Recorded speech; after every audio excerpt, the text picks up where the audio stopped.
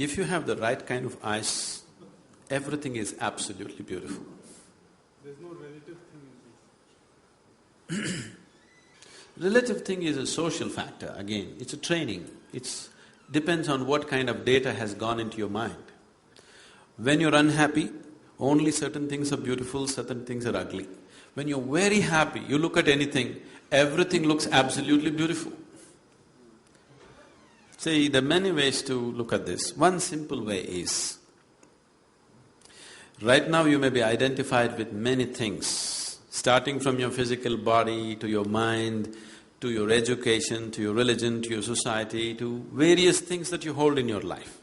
But when you simply sit here, if you simply sit with me right now, you're just a piece of life, isn't it? A certain amount of life energy, that's all you are, isn't it so? Identified with many, many things, but fundamentally you're just a certain amount of life energy. So this life energy which you call as myself at this moment, this life energy sometimes has been very joyful. Has it been? Has it been?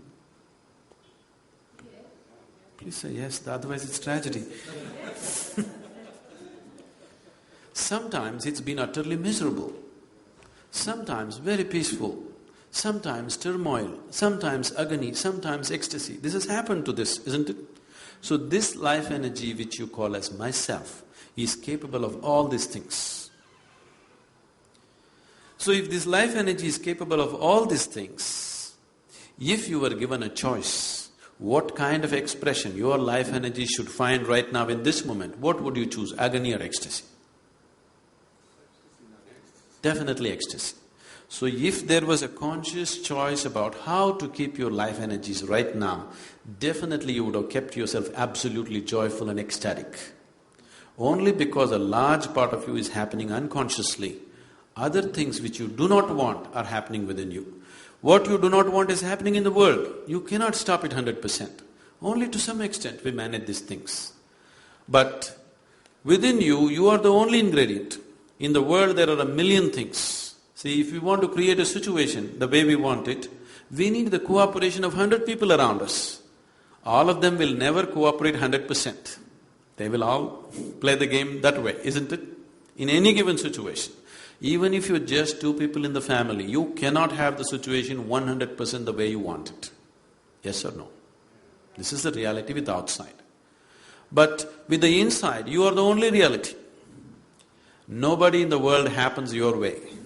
At least this one person must happen your way, isn't it? But right now even this person is not happening your way, that's why you're asking what is the way to joy. Your mind is not happening the way you want it, your body is not happening the way you want it, your emotion is not happening the way you want it, nor your life energies are happening the way you want it. We need to do something about it, isn't it? If all these four are happening the way you want them, you would definitely be joyful every moment of your life, isn't it? Irrespective of what's happening around you.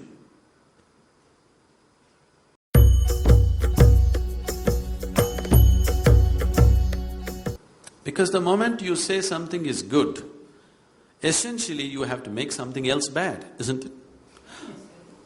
Otherwise how? No, see the very idea of goodness is coming because we consider something else as bad, isn't it? The more good I think I am, the more I will think all these people are not okay. No, but I also think that… Please look at the fundamentals of goodness. How is it no? It's a very relative word. It is very relative. See, someone who thinks he is very good in his mind, nobody in the world will be okay. If nobody in the world is okay, it's not a good question of goodness, it's a question of sickness. No, but if somebody thinks he's good, then he feels others are also good. See, right now, the idea of goodness, when you use the word good, it cannot exist without the opposite of bad. It cannot exist.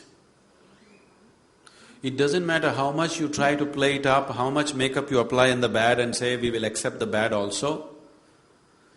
The idea of goodness has come from considering something else as bad. The more and more you get identified with what you call as goodness, the more and more you will resist what you call as bad. In this resistance, the moment you say, I am good, you have divided the world into two. The moment you divide the world into two, there is no question of inclusion. There is a certain exclusion, isn't it? There's an apple lying here and there's no other apple. I'm sorry? There's an apple lying here and there's no other apple around. And I say this apple is good because it is good. See, because you have seen rotten apples too. Okay? If you had never seen a rotten apple, you would just say it's an apple. You wouldn't say it's a good apple. Yes, that you have seen. But that doesn't make this apple bad, no? I'm not saying that. See, only because there is a rotten apple which you consider as bad. A rotten apple is not a bad apple. A rotten apple is feeding other kinds of organisms, okay? What you call as a good apple tastes good in your mouth. Rotten apple is tasting very good for some other organism, that's why it is rotten. Somebody else, this apple only one human being eats, that apple a million organisms are eating.